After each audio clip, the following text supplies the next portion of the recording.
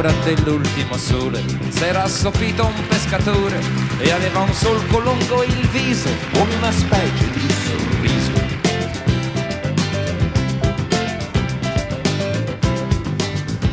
Venne alla spiaggia un assassino, due occhi grandi da bambino, due occhi enormi di paura, erano gli specchi d'un'avventura.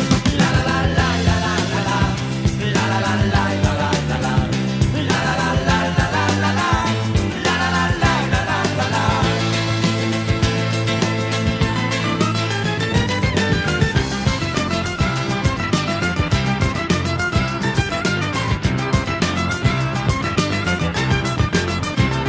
Chiese al vecchio dammi il pane, ho poco tempo e troppa fame, e chiese al vecchio dammi il vino, o se te sono un assassino.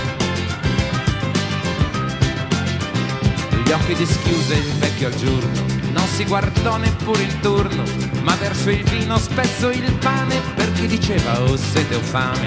La la la la.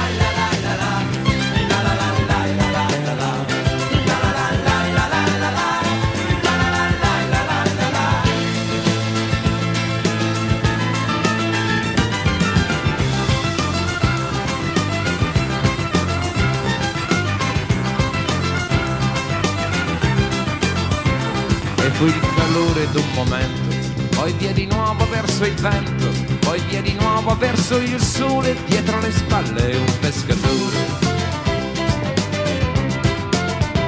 Dietro le spalle un pescatore, e la memoria è già dolore, è già il rimpianto d'un aprile, giocato all'ombra d'un cortile. La la la la la la la la.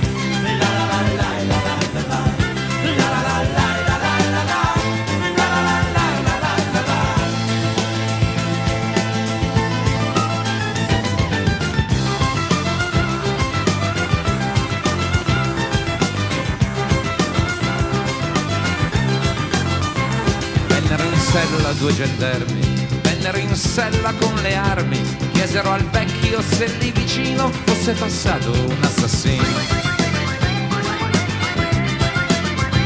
Ma all'ombra dell'ultimo sole s'era assopito il pescatore e aveva un solco lungo il viso come una specie di sorriso, e aveva un solco lungo il viso come una specie di sorriso.